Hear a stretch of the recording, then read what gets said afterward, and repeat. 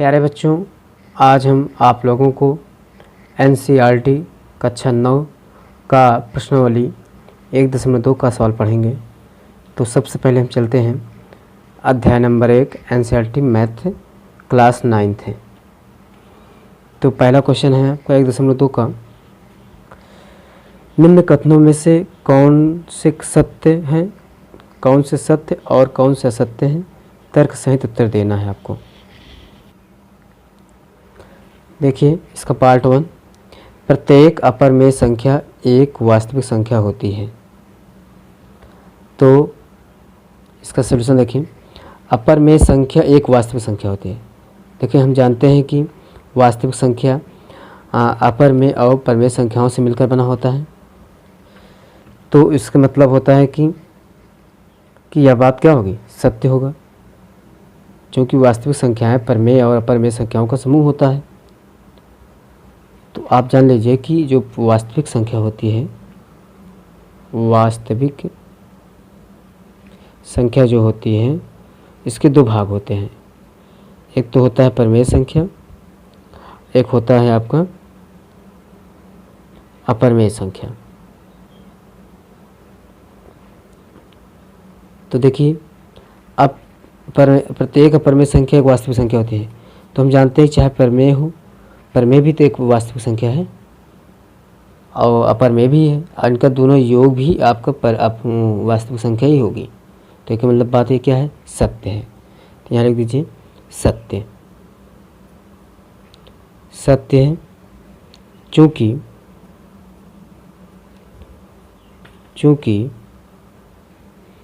वास्तविक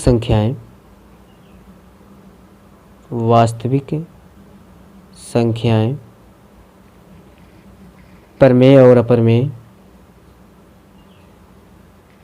परमेय और अपरमेय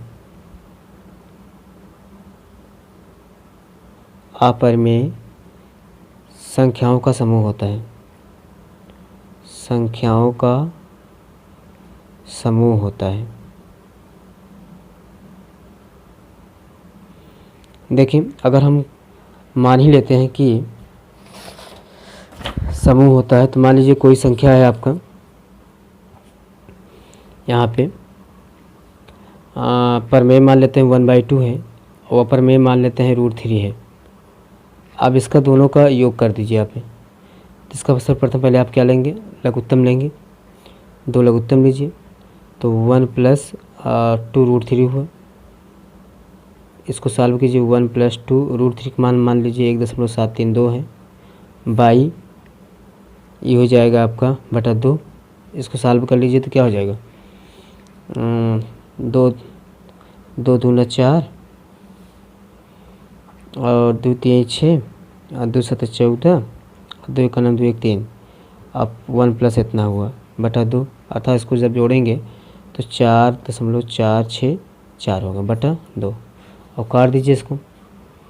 जब इसको काटेंगे तो क्या होगा, 2 1 2 2 दूना 4 2 दूना 4 2 3 6 2 दूना 4, अर्थात 2.232 आ गया। अब देखिए परमेय है और ये अपरमेय है, इनका दोनों का योगफल क्या करेंगे, 2.232 आ गया है। अब इसको हम मान लेते हैं कि वास्तविक संख्या रेखा पर दर्शा ही देते हैं। देख लीजिए आप, मान लीजिए आपका 1 0 हुआ, 1 2 3 हुआ। अब 2.2 कहाँ पर होगा, अब मान लीजिए यहाँ से यहाँ के बीच में क्या होगा, ये 1 2 3 4 5 6 7 8 9 10 नहीं 9 तक। तो इसका मतलब ये एक पॉइंट हो जाएगा आपका 1.1 1.2 1.3 1.4। अच्छा 2 से बड़ा है, तो इसका मतलब यहाँ पे क्या होगा, 1 2 3 4 5 6 7 8 9। तो यही तो है 2.1, दूसरा पॉइंट 2.2। तो 2 और 3 के बीच में जो है, इसमें ए और ये 2 और 3 के बीच में ये संख्या आपका वास्तविक संख्या होगी। तो इसके बाद इसका मतलब क्या है कि इसमें परमेय भी है और अपरमेय भी है। इस संख्या में वास्तविक संख्या पे परमेय और अपरमेय का मिलन है, तब जाके आपका 2.232 आ गया। तो इसका मतलब 2 और 3 के बीच में, उसके बाद 2 इसमें 2 3 के बीच में आपका 2.232 होगा।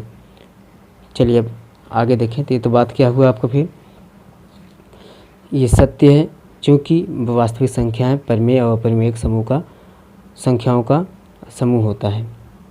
अब हम चलते हैं क्वेश्चन नंबर 2 इसका।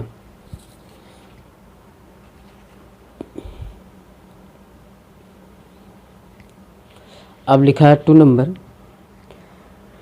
एक संख्या रेखा पर स्थित प्रत्येक बिंदु रूट m के रूप में होती है जहाँ की m एक प्राकृतिक संख्या है, एक प्राकृतिक संख्या होती है। इसको अब देखिए, आप देखिए ये क्या होगा। देखें, एक संख्या रेखा पर है, तो मान लेते कोई संख्या रेखा पे है, हमने खींच लिया एक संख्या,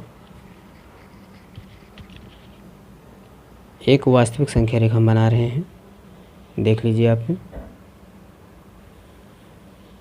ये है। अब हम देखते हैं, कह रहा है कि एक संख्या रेखा पर स्थित एक संख्या रेखा पर स्थित रूट m जहाँ की m एक प्राकृतिक संख्या है। तो अब देखिए, तो यहाँ पे कह रहा है कि m एक प्राकृतिक संख्या है, तो 0 1 2 3 4, आइए आपका मान लीजिए डैश डैश है, उसके बाद -1 -2 -3 डैश डैश ये भी है। अब देखिए ये सारे संख्या क्या है, पूर्णांक है। तो वो कह रहा है कि एक संख्या रेखा पर स्थित प्रत्येक बिंदु रूट m के रूप में होती है जहाँ m क्या है, प्राकृतिक संख्या। तो प्राकृतिक संख्या तो आपकी ही है। तो अब हम प्राकृतिक संख्या के लिए तो ये है, एक संख्या रेखा पर स्थित रूट m के रूप में होती है, ये तो है आपका।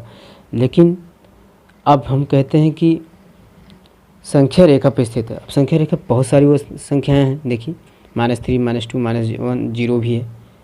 इसलिए हम किसी भी प्राकृतिक संख्या के इसमें क्या होगा, मान लीजिए कि -3 जो है, मान लेते हैं इसकी बात करते हैं -3 की। -3 संख्या किसी संख्या के वर्गमूल नहीं हो सकता, किसी भी संख्या के, किसी भी प्राकृतिक संख्या का वर्गमूल नहीं होता। क्योंकि अब जिससे आप कहते हैं कि 3 का वर्गमूल, मान लीजिए 9 का वर्गमूल -3 तो होगा ही नहीं, 4 का वर्गमूल -2 तो होगा नहीं, फिर उसके बाद 9 का वर्ग आपका 16 का वर्गमूल -4 तो होगा नहीं। तो इसलिए किसी भी प्राकृतिक संख्या का वर्गमूल ये -3 नहीं हो सकता है। यहाँ लिख सकते हो, किसी भी -3 है जो, ये बात आपका असत्य है, लिख दे रहे हैं असत्य है, असत्य है। -3 एक वास्तविक संख्या हो, एक वास्तविक संख्या तो है, परंतु यह किसी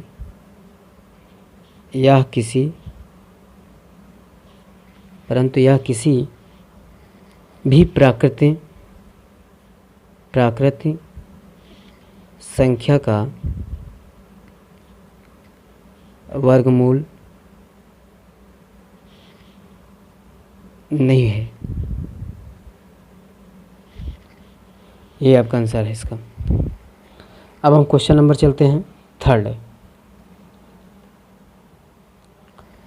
अब 3rd में देखिए आप, प्रत्येक प्राकृतिक संख्या, प्रत्येक वास्तविक संख्या एक परिमेय संख्या होती है। अब देखिए कह रहा है कि प्रत्येक वास्तविक संख्या एक परिमेय संख्या होती है, ये तो बात असत्य है। आप जान लीजिए कैसे नहीं होती है। यहाँ लिख सकते हैं हम इसका सॉल्यूशन, आप फिर उसके यहाँ पे देख लीजिए आप, ये संख्या पे कह रहा है कि प्रत्येक क्या है आपको, वास्तविक संख्या एक परिमेय संख्या होती है। अब देखिए मान लीजिए कि वास्तविक संख्या आपका कोई भी संख्या मान लेते हैं, जैसे अब एक संख्या रेखा हम दर्शाते हैं आपको। देखिए ये आपका 0 है, 1 है, ये आपका 2 है। अब यहाँ पे देखिए 1.414, 1.414 और रूट 2 का मतलब 1.1414 होता है। रूट 2 की वैल्यू क्या होती है? 1.414 होती है। और रूट 3 की वैल्यू क्या होती है? 1.732 होती है। तो इसके मतलब क्या हुआ आपका कि ये बात क्या है? असत्य है। क्योंकि 3 एक वास्तविक संख्या है, मान लीजिए कि 2 है, 2 एक वास्तविक संख्या है, परंतु यह अपरमेय संख्या नहीं होता। आप देख लीजिए यहाँ पे 2 क्या है आपका? एक रियल नंबर तो है ही और एक प्राकृतिक संख्या भी है, लेकिन ये किसी का जरूरी नहीं है कि ये अपरमेय संख्या होगा। 2 क्या है?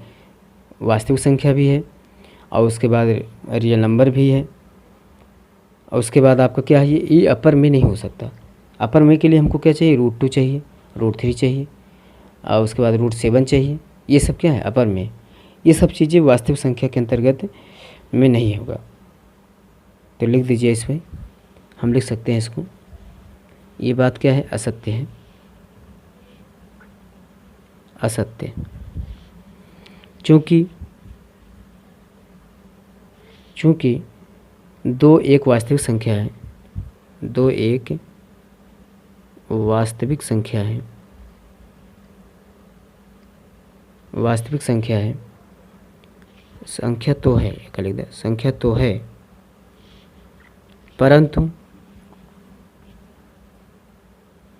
परंतु यह एक अपरमेय संख्या नहीं है। यह एक अपरमेय संख्या नहीं है। समझ गए ना? देखिए 2 तो वास्तविक संख्या है लेकिन ये अपरमेय नहीं है। अपरमेय के लिए हमको क्या चाहिए? रूट 2 चाहिए, रूट 3 चाहिए, रूट 7 चाहिए। तो ये क्या बात है? ये बात प्रत्येक वास्तविक संख्या एक परमेय संख्या होती है।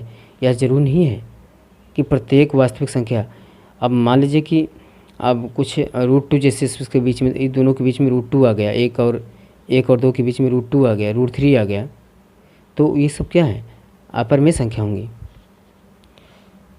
तो इसलिए हम कह सकते हैं कि चूँकि 2 आपका एक वास्तविक संख्या है तो परंतु यह अपरमेय नई संख्या नहीं होती है।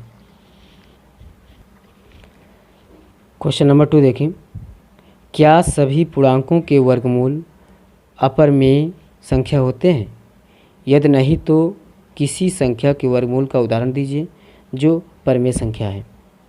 अब देखिए ये तो बहुत सिंपल है, आपको समझना चाहिए कि क्या सभी पूर्णांक है। आप पूर्णांक जानते हो किसे कहते हैं? या हम लिख दे रहे हैं पूर्णांक क्या होता है।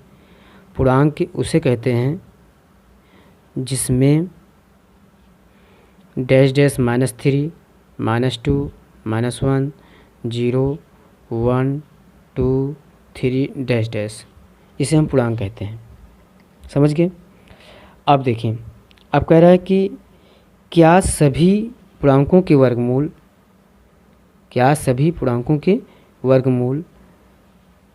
अपरमेय संख्या होते हैं? नहीं भाई, क्या सभी पूर्णांकों के वर्गमूल, अब मान लीजिए कि आपका किसी भी संख्या के वर्गमूल, मान लो कि आपका -9 को वर्गमूल निकलेगा नहीं, -3 को वर्गमूल निकलेगा नहीं, -2 को वर्गमूल निकलेगा नहीं, -1 को निकलेगा नहीं, क्योंकि क्या है सब, ये आपको क्या है? संख्या क्या है? कम्प्लेक्स नंबर है, -3 है, इसका कोई अस्तित्व नहीं है -3 का। अगर हम लिख दें कि -3 का वर्गमूल क्या होगा तो आप जान भी नहीं पाएंगे।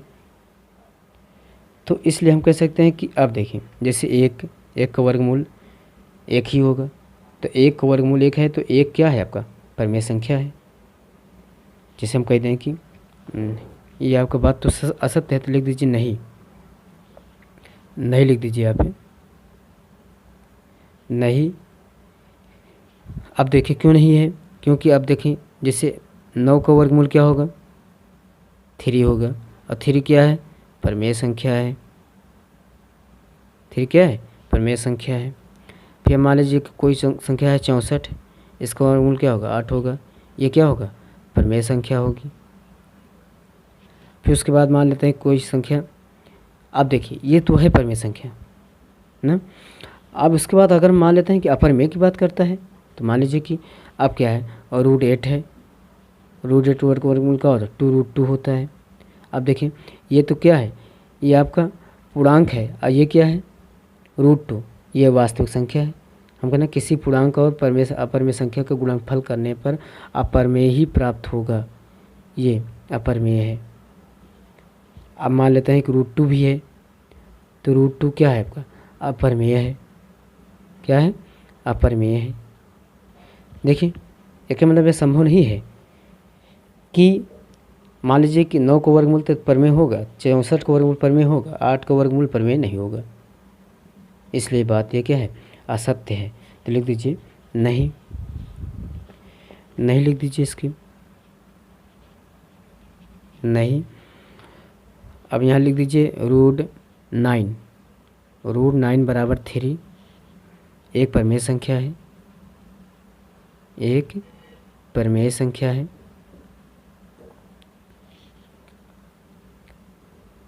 परिमेय संख्या है और एक और यह एक अपरिमेय संख्या नहीं है। अपरिमेय संख्या नहीं है। ये आपका आंसर हुआ। बस इतना ही।